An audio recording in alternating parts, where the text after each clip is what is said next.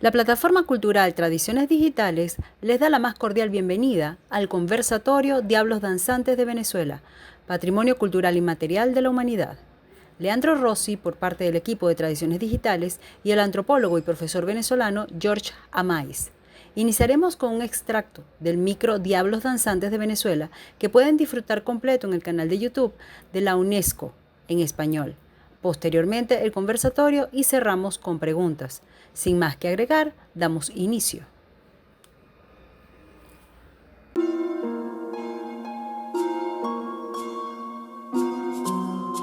Todos los venezolanos saben que el noveno jueves después del Jueves Santo que señala el calendario gregoriano, los diablos se apoderarán del país en un paradójico acto religioso donde lo humano se funde con lo divino y lo divino se hace humano.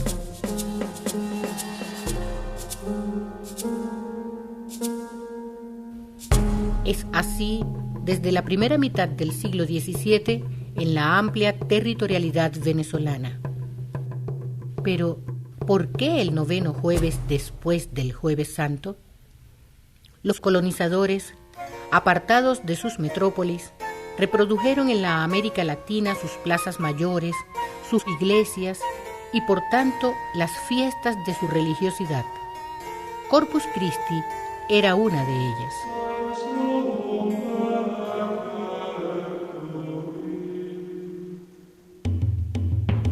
Poco a poco, el ritual del Corpus se fue transformando desde la óptica de una sangre convergente y diversa, de una cosmovisión nueva, de una creencia igual y a la vez diferente en su manifestación, y emergió una organización que se alza airosa en el tiempo como garante de la permanencia. Con las cofradías, el pueblo se apropió del Corpus, y Corpus, como fuerza, como fe, como expresión liberadora de humanidad buena, significó el triunfo popular a través de una tradición que, transformada en el tiempo, muestra, en su carácter determinantemente religioso, un universo danzario, el colorido de vida y el valor humano del cumplimiento de la promesa. Porque de eso se trata, de la palabra empeñada al Corpus Christi, y de la ceremonia que se cumple año tras año, desde el fondo de los tiempos y hasta la siguiente aurora del noveno jueves después del Jueves Santo. Cuando nosotros nos metemos en un problema, cuando nosotros pensamos, cuando nosotros tenemos idea, cuando nosotros cualquier cosa, nos dirigimos al Santísimo Sacramento. Sácame este problema, tengo un problema, o necesito que me ayude.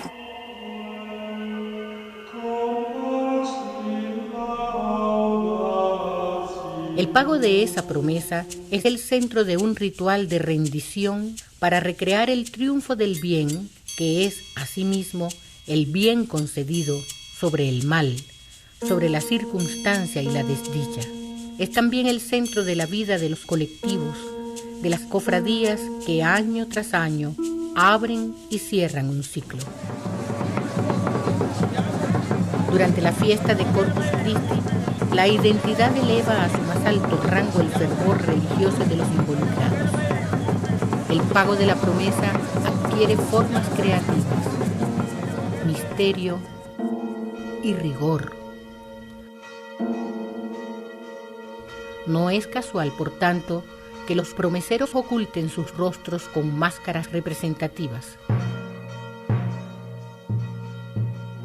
Por fuera, demonios. Por dentro, devoción y empeño. Pegada al cuerpo o a la indumentaria, va la contra para la defensa y la conjura del mal representado. A todo ello se suman la música y la danza, en las que solo quien conoce los símbolos adivina las alegorías. Pasos en forma de cruz. Mientras la maraca, instrumento ancestral originario, es llevada en la mano derecha para ahuyentar, si anda por ahí, al mal que intente de diversas maneras colarse en el ritual.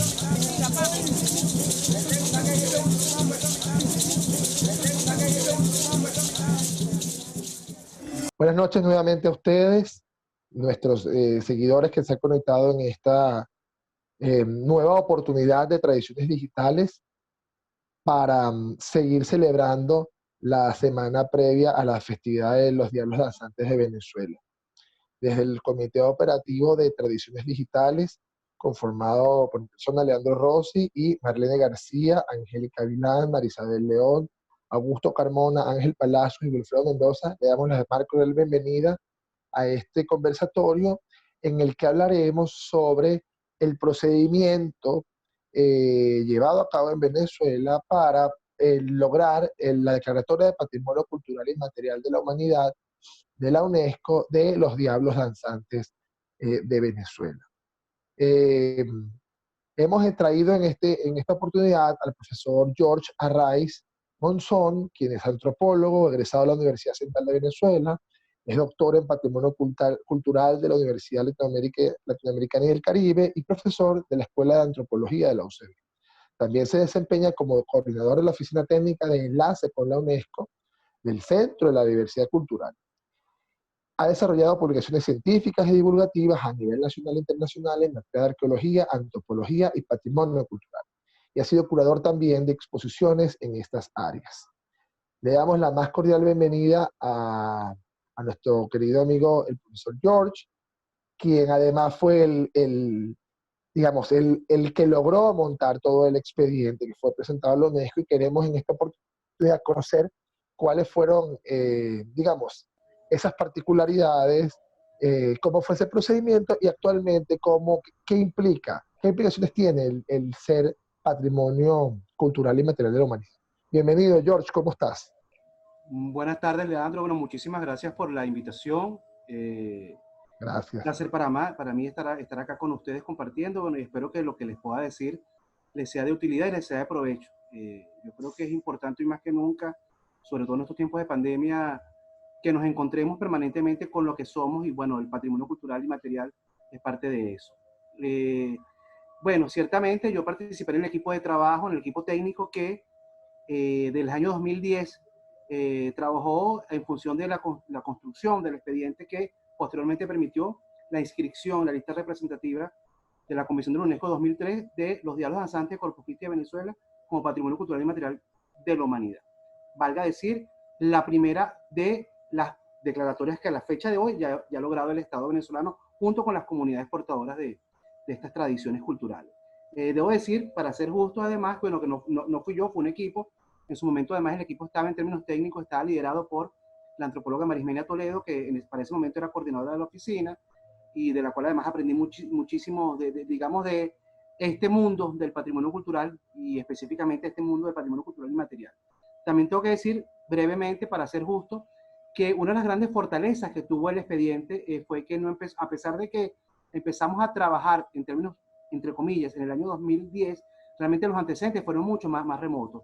Por allá por el año 2001, 2002, la UNESCO tenía un programa de trabajo que se llamaba la lista la lista oral de las tradiciones orales de la humanidad previos a la Convención UNESCO 2003. Y para ese momento, antes que la Convención misma existiese, ya había la intención de que los Diablos Danzantes de Venezuela entraran a esa lista, previo a la Convención. Para ese momento, además, ¿por qué estos antecedentes son importantes? Porque para ese momento, a pesar de que se hizo un expediente y celebramos, yo no participé, solamente un poco como chismoso, un poquito como mirón, pero realmente no participé en eso. Yo creo que es importante valorar el esfuerzo que para ese momento, estamos hablando de hace prácticamente 20 años atrás, se hizo a propósito, pero también hay que decir que para ese momento, previo a la convención, no se logró. Y cuando el Estado venezolano no logra esta declaratoria de rango universal, hay que preguntarse por qué no se logró. Y no se logró fundamentalmente de acuerdo a lo establecido por la UNESCO en ese momento, y que para nosotros de ahí en adelante fue fundamental para entender todo lo que vino después, porque a pesar de que estamos hablando de los Diablos Danzantes, el Estado venezolano no logró demostrar, no que no se hiciese, sería irresponsable de mi parte decir que no se hizo, solo que no, una cosa es hacerlo y demostrarlo, ¿verdad? Para ese momento no logramos como país demostrar que las comunidades concernidas con ese patrimonio habían participado de manera activa y protagónica en la elaboración del expediente.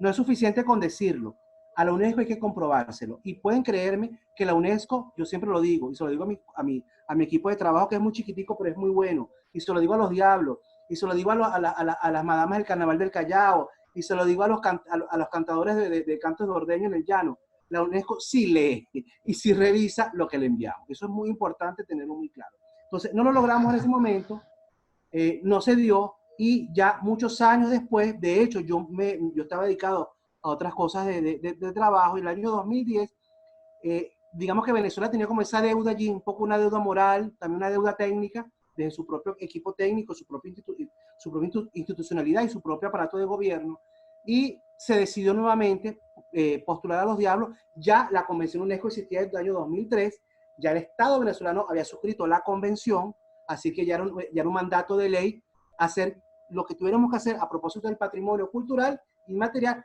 desde las premisas de la Convención UNESCO 2003, porque es la convención que trabaja, como su nombre lo indica, por la salvaguardia del patrimonio cultural y material. De hecho, cuando el Estado venezolano aprueba, se suscribe a esta convención, ¿verdad?, automáticamente se convierte en una ley aprobatoria para el Estado venezolano. Es decir, es una ley y por lo tanto hay que cumplirla. No es un capricho de George Amais, no es un capricho de mi jefe, no es un capricho de los Diablos, sino que es un mandato, y por lo tanto lo que hacemos lo hacemos en función de esta convención.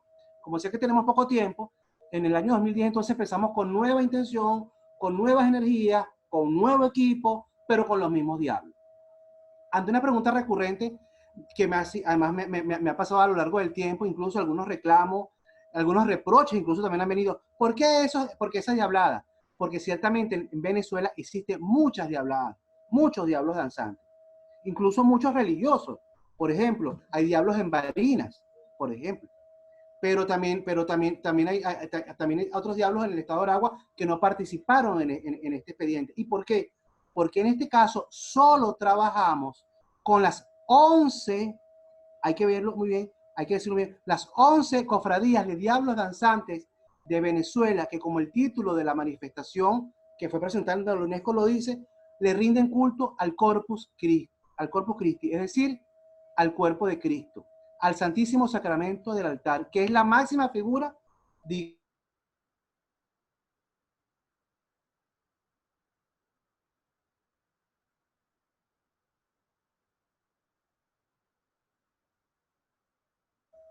pero no forman parte de esto porque esto fue un acuerdo entre, una palabra que la UNESCO usa, pero que a mí no me gusta mucho, pero bueno, entre socios, ¿ok? En ese caso son 11 comunidades diferentes, propias de una diversidad cultural enorme, pero que tienen un sentido común. Le rinden culto al Santísimo Sacramento del altar desde el espíritu del triunfo del bien sobre el mal. Esto es importante decirlo para que no nos quepa la menor duda de que tenemos que, para entender de por qué se hizo este proceso técnico, que es un proceso también comunitario en esta alianza, Estado, comunidad, que es un proceso fundamentalmente de carácter religioso. Esto no es folclore, esto no es una fiesta, esto no es un bochinche, esto no es tomadera de caña, esto es un elemento fundamentalmente de carácter espiritual. Ahora, ¿quién dice eso? ¿Mi persona? Para nada. Yo solo soy un aprendiz y un amigo de los Diablos Danzantes después de más de 20 años, pateando la calle con ellos, amándolos, peleando con ellos muchas veces también, porque disentimos en opiniones, pero eso pasa en las mejores familias. ¿Quién no ha tenido mal acuerdo con su papá o con su mamá? Imagínense cuando usted está trabajando con otros seres humanos que, bueno, piensan diferente que usted y que creen en cosas diferentes. Yo no soy un diablo danzante. Yo soy amigo y siempre se lo digo a los diablos. Yo soy compañero de ellos en el proceso. Entonces, eso es importante entenderlo. Respetamos a las otras diabladas, pero en este caso lo que se postuló son los diablos danzantes del Corpus Christi, que ya está pronto por venir en los próximos días. Eso es importante tenerlo claro.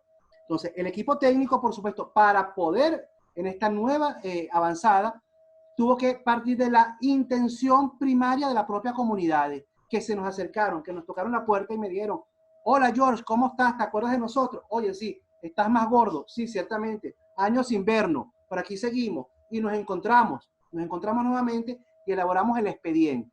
¿Cómo se hizo el expediente? Para echarles el cuento de manera muy resumida. Fundamentalmente parte de un formato que la UNESCO ya tiene preestablecido, que en términos técnicos se llama el CH-02. Ese es un formato técnico que es lo menos importante porque, es decir, no es lo que yo quiera decir. Ahí hay unas preguntas fundamentales que la UNESCO le pregunta al Estado venezolano, porque es el Estado el que postula. Pero aunque es el Estado el que postula, son las comunidades con el Estado las que elaboran el expediente. Eso es importantísimo tenerlo muy claro. El expediente realmente es, en términos de documentos, lo que escribimos es una cosa muy, muy breve. El expediente de los Diablos Danzantes, ya han pasado algunos años, pero les puedo decir que tiene 17, 18 páginas. Creo que no llega a 20 jamás. Y uno podría decir, pero qué fácil. No, hay que sudar la gota gorda porque cada palabra, cada vocal que ahí está escrita, cuenta con el consentimiento previo, libre e informado de las diabladas, de sus portadores que aprobaron las diferentes etapas técnicas en el que el proceso pasó. Nos reuníamos, reuniones maravillosas. Recuerdo que reunión primaria que hicimos en Chuao, Estado de Aragua, donde nos llevamos no todos los diablos, obviamente, porque Yare solamente tiene como 3.000 diablos, pero bueno, Cata tiene 50, más 45, 50, esas cifras son bastante dispares entre cofradía y cofradía. Nos llevamos una muestra muy pequeña, de acuerdo a nuestros, como siempre, limitados recursos financieros y técnicos. Nos llevamos a esa primera reunión y les dijimos a los diablos, esto es lo que hay. Queremos ser patrimonio cultural y material de la humanidad, lo queremos, bueno, a trabajar, que lo que viene es joropo. Y empezamos a trabajar con profundas limitaciones, con mucho corazón, con mucha emotividad, pero con mucha rigurosidad técnica y científica. Eso es muy importante para poder cumplir con los mandatos que la UNESCO exige. Profe, no, estamos seguros de que fue así porque se logró. Ahora, de ese proceso, profe, ¿tiene usted alguna experiencia que quiera resaltar? ¿Alguna cosa que le llamó la atención poderosamente? ¿Algo? Mira, sabes que cuando uno lo entrevistan en muchas aristas de la vida, uno puede decir que todo ha sido un aprendizaje y puede sonar al lugar común, pero realmente esto fue un aprendizaje muy, muy importante. Recuerden en ese tiempo, Marismena Toledo, que en ese tiempo era la coordinadora de la oficina, yo era un colaborador, además yo trabajaba en otra oficina, pero como conocía a los diablos, yo era amigo de ellos, porque soy antropólogo, me había ido a ver las diabladas, entonces un poco yo era como el invitado, no estrellado, pero invitado al fin y al cabo en el procedimiento.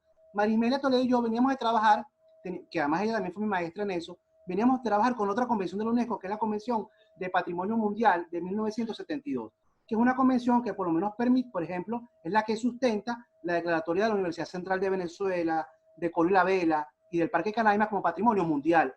Pero esa experiencia obedece a otra forma de hacer las cosas. No digo que mejor ni peor, sino diferente. Y cuando trabajamos en ese procedimiento, allí la voz de las comunidades no es relevante. Hay realmente quien marca pauta, son los especialistas. Antropólogos, arquitectos, sociólogos, licenciados en arte. Entonces, Marismena y yo mismo veníamos de ese procedimiento de trabajar con esa convención. Cuando nos enfrentamos a esta convención, donde además como antropólogo, como que pasamos por una universidad e incluso con nuestros propios egos, que pueden ser muy elevados, tuvimos que darnos el golpe contra el pavimento y entender que para que esto tuviera un feliz término, eran las comunidades, con sus diferencias, las que marcaban la pauta. Les pongo un ejemplo. Cuando uno entrega el expediente, ese expediente cortico, ese documento de 18, 20, 21 páginas, entrega 10 fotografías que te hablen de una lectura de la manifestación y un video de 10 minutos que ustedes ya han visto, si bueno entiendo, o están por ver a propósito de esto que les estoy diciendo. Un problema clarito, doméstico, pero que se los digo. Si somos 11 cofradías y la UNESCO solamente me acepta 10 fotografías, ¿cómo hacemos diablos danzantes? Imagínense ustedes, Chuao, Estado de Aragua, comiendo nuestra arepa con mantequilla, sentados en un salón de la escuela y del pueblo. ¿Qué cofradía queda por fuera que no puede participar? Todas dijeron, Naiguatá dijo, yo no, Yare dijo, yo no, y Chuao dijo, yo menos, pero una tiene que sacrificarse, porque no se trata ya de Cata ni de Cuyagua, ni de Patanemo ni Samillán, se trata de los diablos de Venezuela y alguien tiene que sacrificarse. Entonces, por supuesto, ahí empiezan los resquemores, las diferencias y esta discusión nos agarró la madrugada. Entonces, es un proceso de aprendizaje real de nosotros para ellos, de ellos para nosotros, cuando ellos entendieron que ya no era un tema ni íntimo, ni chauvinístico, ni de mezquindades, ni de protagonista George Amais, ni Antulio Pacheco, que es un diablo muy importante en Cata, por ejemplo, ni de Cheche en Ocumare de la Costa, que es otro diablo muy importante, que ha hecho mucha escuela en esto de la manifestación, del elemento, como lo llama la UNESCO, sino que entendimos que era un problema de mirar hacia afuera, de mirar al mundo porque queríamos que el mundo nos mirara. Así que entendimos que no era una foto por cofradía, era una secuencia de fotos que era una lectura del proceso global. Es decir, ¿cuál es la mejor foto que tenemos para la bendición de la iglesia? La mejor, no me acuerdo exactamente, me perdonan estoy explicando, imaginando. La mejor es la que tenemos, la de la iglesia de San Millán, vamos a poner esa. ¿Y cuál es la mejor foto que tenemos del mejor traje? Bueno, vamos a colocar una que tenemos en Aiguatá, porque la foto quedó para ganarse el premio Oscar. Entonces, cuando entendimos ese proceso y nos hicimos más humildes, la cosa empezó como a fluir. No es fácil, pero se hace aprendiendo en este caso. Y me encanta el relato, me parece fascinante porque en verdad se creó la identidad nacional. ¿Cuánto tiempo duró esto? Esto duró, nosotros empezamos los primeros preparativos ya en el primer semestre del año 2010, digamos en esta nueva etapa. Y ya entregamos, porque además es una fecha que el UNESCO exige que es también muy cerrada, no hay otra oportunidad, entregamos el 30 de marzo del año 2011 el expediente, con sus recaudos, su video y su fotografía. Entrega el 2011 y eso pasa se manda a París a la Secretaría Técnica de la Convención UNESCO 2003. Esa secretaría, a lo largo de unos pocos meses, te da una primera respuesta donde te dice que no te hace una valoración del expediente. Lo que en primera instancia te dice es que lo que ellos piden, en términos de recaudos, como aquella extinta carpeta Cadivi, lo cumplimos. Eso se entregó. A partir de allí, ya luego la metodología de trabajo de UNESCO cambió, pero para ese tiempo existía un comité evaluador que estaba repartido por el mundo, un poco más o menos lo mismo, pero ha cambiado con cierta sutileza, que ahorita no perdamos tiempo en eso, y a partir de ahí el expediente se entrega a estos expertos repartidos por el mundo, que no se conocen entre ellos, ninguno puede ser venezolano, obviamente, porque un venezolano no puede evaluar un expediente venezolano, por un panameño no puede evaluar un expediente panameño, por razones obvias, ¿verdad? Y el proceso ahí, uno tiene ya que quedarse esperando tranquilo. Eso fue el año 2011 y tuvimos el resultado, en este caso afortunado, en el primer patrimonio inmaterial de humanidad de Venezuela en 6 de diciembre del año 2012. Es decir, pasan 18 meses para tener el resultado final. Bueno, qué importante. ¿Usted estuvo en ese momento, en el 6 de diciembre? Allá. Porque viajaron unos diablos a París a la evaluación, por supuesto. Al momento hay el nerviosismo, hay ansiedad, hay temores también. Yo recuerdo una anécdota que es más mía que de los diablos. Yo recuerdo que la que para ese momento era la coordinadora de la oficina, quizás yo era más joven, tenía ya que 10 años menos. Ella me decía, bueno, yo muy ansioso, suelo ser muy ansioso y muy nervioso. Ella me decía, acuérdate que si no lo logramos, lo importante es el aprendizaje. Yo le decía, no, yo no quiero el aprendizaje. Yo le decía, yo quiero lograrlo. Pero le entendía lo que ella me quería decir, y es cierto. Pero ciertamente uno trabajaba porque uno quería eso, que hace muy feliz, en el cual, por supuesto, el procedimiento, yo me quedé con algunos diablos en Caracas, con una transmisión en vivo, donde nos abrazamos, donde nos lloramos. Yo, gracias al Señor, he vivido eso luego con otras experiencias, con los cantos de trabajo de llano, con las madamas del Callao, con los palmeros de Chacao y de Margarita. Es decir, ya varias veces me ha logrado, por este momento afortunado. Ahora, ¿qué les quiero decir? Esto suena todo muy bien, pero lo que quiero dejar claro es que lo más importante de la postulación de la declaratoria no es la declaratoria. Eso es lo menos importante. Y ustedes podrán decir, pero ¿por qué este loco dice esto? Si para eso trabaja. No, porque cuando uno hace el documento, este expediente que le digo de 17, 20 páginas, es un documento valorativo, donde uno tiene que convencer a quien te lee, donde además hay que escribirlo en inglés o en francés. Nosotros preferimos el inglés porque el francés no es un idioma de mi dominio. Entonces tenemos que convencer a quien nos está leyendo en un país tan lejano como Nigeria o Japón, que realmente eso que pasa en Venezuela, donde los municipios ni siquiera saben dónde existe, dónde queda este país, es importante. Una cosa muy importante que hay que decirle a las personas que se toman el tiempo de vernos. La UNESCO nunca dice, y no puede hacerlo, y nosotros no lo permitiríamos decir, que somos patrimonio cultural o no lo somos. No. Los diablos son patrimonio porque su propia comunidad decidió que ese es su patrimonio, que esa es su identidad, que es un marcador de lo que ellos son. La UNESCO no dice eso. La UNESCO lo que aprueba o no es una inscripción en unas listas que ellos llaman, donde ese patrimonio es representativo del patrimonio del mundo. Es muy diferente. La UNESCO no tiene derecho ni potestad para decirme a mí que yo soy patrimonio. Es decir, en mi casa mando yo, y Venezuela es un estado soberano. Eso es muy importante. Ahora, si usted quiere ser reconocido porque usted considera que lo que usted hace es ejemplarizante, es un referente del patrimonio material del mundo, entonces se somete a las reglas de juego de la UNESCO. Esto también porque también a veces hay una lectura muy equivocada de que la UNESCO es mala, de que la UNESCO... No es que la UNESCO es mala, sino que es una regla de juego para hacer las cosas. Si usted va para el banco y le dicen, ponga la huella acá, usted pone la huella allí. Si usted no pone la huella allí, o no le dan el cheque, o no le dan el pasaporte. Entonces hay reglas de juego que la UNESCO tiene que son propicias para todos sus miembros, y Venezuela es uno de esos tantos miembros, que somos 193 actualmente. Entonces, pero más importante que la declaratoria es el plan de salvaguardia que acompaña la manifestación, que acompaña el expediente. ¿Qué es un plan? Como dice su nombre, el plan de salvaguardia es el diseño a partir de problemas identificados por los propios diablos danzantes, en este caso, de problemas que la manifestación ha tenido y tiene y sigue teniendo en muchos casos, y a partir de ello, de ese diagnóstico, de esa radiografía de que me duele aquí, los propios diablos diseñan en colaboración con nosotros, en compañía de nosotros, con asesoría de nosotros, el diseño de posibles soluciones a esos problemas identificados. Ese plan de salvaguardia también se entrega junto con ese expediente a la UNESCO, y entonces cuando la UNESCO dice, ya son patrimonio de la humanidad, pueden celebrar, nos entregan un diploma muy bello, que está hoy en día enmarcado en el Centro de la Diversidad Cultural, que es donde yo trabajo, que es el núcleo focal de Venezuela para la convención. Ahí está el diploma por la UNESCO, y precisamente ahorita yo me estoy trabajando en eso.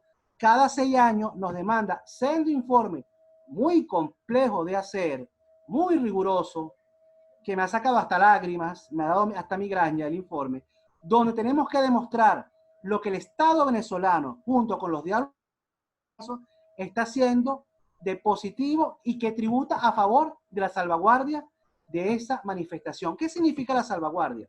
No usamos la palabra protección porque, de acuerdo a la convención, la palabra protección tiende en el imaginario colectivo a pensar de que cosificamos, de que metemos la manifestación en una cajita, no la toquen, no la miren, no cambia. No, desde la premisa que la antropología ya nos enseñó hace 150 años, de que las tradiciones cambian porque las culturas se mueven y de que nada es igual, entonces preferimos usar la palabra salvaguardia, que significa fundamentalmente que cualquier manifestación cultural, como los diablos danzantes Corpus Christi en este caso, tiene que tener 2 condiciones para ser patrimonio inmaterial de la humanidad. 1, estar vivos, recrear lo que hacen. No es que se hacía buenísimo, bellísimo, hace mi abuela, no. Y ahorita, no, ya no se hace. No es un patrimonio inmaterial, porque no está vivo. Pero no es suficiente con eso. Hay que demostrar que lo hicimos y seguimos haciendo, seguimos transmitiendo a las futuras generaciones ese elemento, esa manifestación. Porque sin nuevos diablos, sin nuevos diablitos, la manifestación estaría condenada a desaparecer y no queremos eso. Entonces tenemos que trabajar para demostrar ambas cosas. Profe, ya para terminar y pasar al ciclo de preguntas que viene después de esta conversación, ¿cómo ya han pasado 10 años? Es decir, ya usted mandó un primer informe hace 4 y Sí. debe estar preparando el de los otros 2. Y también en el contexto de la pandemia que estamos viviendo, ¿cómo su valoración? Evalúese usted mismo su informe. ¿Cómo estamos nosotros en la salvaguardia de nuestro patrimonio de diablo? Con esto, digamos, cerramos y damos paso a las preguntas. Estamos complicados. Yo no voy a usar ni adjetivos grandilocuentes, ni me voy a echar a mis flores, ni voy a ser condescendiente con nadie, porque además los diablos me conocen. Y los del medio me conocen y saben cómo soy. Porque mi conciencia está muy tranquila, completamente tranquila. Hay cosas muy buenas que se han hecho. Yo me consta, por ejemplo, que los diablos de Tinaquillo en el estado Coge han hecho cosas valiosísimas con las uñas, con los dientes, para salvaguardar. Sé que es así, es su manifestación. Sé que ha habido otros intentos de hacer cosas, pero nos faltan muchas cosas por hacer. Por supuesto, como los diablos son seres humanos y que el patrimonio es vivo, no pueden ser ajenos, no son extraterrestres, no son ajenos a las propias circunstancias de un país. No me refiero al coronavirus que lo estamos viviendo, me refiero a la hiperinflación, si lo quieren llamar así, me refiero al desgaste, me refiero a la diáspora. Esos son elementos que están allí presentes y que nos reclaman y nos demandan su presencia a efectos de un informe. Ese es un reto. Yo soy el responsable de hacer el informe por Venezuela con los diablos. Entonces, por ejemplo, una visión actual que para mí es casualmente antes de hablar contigo, Leandro, le estaba escribiendo con respecto a este tema a una colega italiana, estamos hablando de ese tema y le decía que, por ejemplo, parte de mi reto de este año es estar viajando por todo el país, levantando información de cómo va la salvaguardia de la comunidad, para luego hacerle mi informe. Es decir, chicos, diablos han hecho la tarea desde su propia diversidad, porque ninguna diabla es igual a la otra, por ejemplo. O sea, en Yare usted nunca va a ver a una diabla por supuesto, eso para el Yare es un sacrilegio, pero en Naiguatá las mujeres pueden ser diablos. Hablando de un ejemplo de diversidad, por ejemplo. En Cata no existe el tambor, existe el cuatro, pero no nos podemos imaginar en Yare una diablada sin un tambor. Entonces, en términos, digamos, culturales, esos elementos son tomados en cuenta, pero también las propias naturalezas locales de cada cofradía. Entonces, yo ahorita no puedo viajar, no solamente porque falta de recursos financieros, que ha sido como el común denominador a lo largo del tiempo, sino además el tema del virus que vamos a hacer. Entonces, estamos un poco ahorita, y hablaba antes con Henry Liendo, que es un diablo en Chuao, Estado de Aragua, y le decía, Henry, ¿a qué vamos? Y estábamos programando, por ejemplo, bueno, me decía, no, me decía George, no vamos a salir obviamente, y eso ha causado un gran sentimiento de nostalgia, de tristeza de muchos diablos. Y lo hablaba antes con mis amigos sanjuaneros, que también son mis hermanos del alma, de Carabobo, por ejemplo, no va a haber San Juan Bautista en la calle. Entonces, pero es lo que tenemos, y al mismo tiempo entonces, y tomo el nombre de ustedes, Tradiciones Digitales, están ellos por estos medios encontrándose, hablándose, abrazándose en la pantalla, y procurando, por supuesto, de acuerdo a ellos sus creencias. Los sanjuaneros creen en San Juan Bautista, pero aquellos creen en el Santísimo Sacramento del Altar, pensando en tiempos mejores. Exactamente, de verdad, yo creo que esa fue la motivación de nosotros para formarnos, precisamente cómo proteger eso. Es decir, esa fue la intencionalidad nuestra, que las tradiciones en este año tan particular las celebramos digitalmente. Seguramente estamos completamente a su orden para cualquier divulgación de la manifestación. Nosotros tenemos que terminar por razones de tiempo y damos paso a las preguntas de nuestro público. Queremos agradecerle como Tradiciones Digitales y también como venezolanos por usted ser el responsable, no solamente usted y su equipo, pero hágale llegar a su equipo nuestro agradecimiento como nación por procurar ese reconocimiento y por ejecutar y evaluar el diseño de ese plan de salvaguardia. Se lo debemos, si bien también a la tradición, también a los ojos especialistas de personas como usted, y por eso le agradecemos enormemente su valioso trabajo, y entonces le pedimos que se quede con nosotros para pasar el tema de las preguntas. Muchísimas gracias, Leandro, estamos a la orden. Y bueno, se lo diré a mi equipo, que sin falsa modestia es un equipo muy chiquitico, pero muy bueno. No, le agradecemos porque sabemos todo lo que hacen. Así que muchísimas gracias y pasamos entonces a las preguntas de nuestros invitados. Gracias.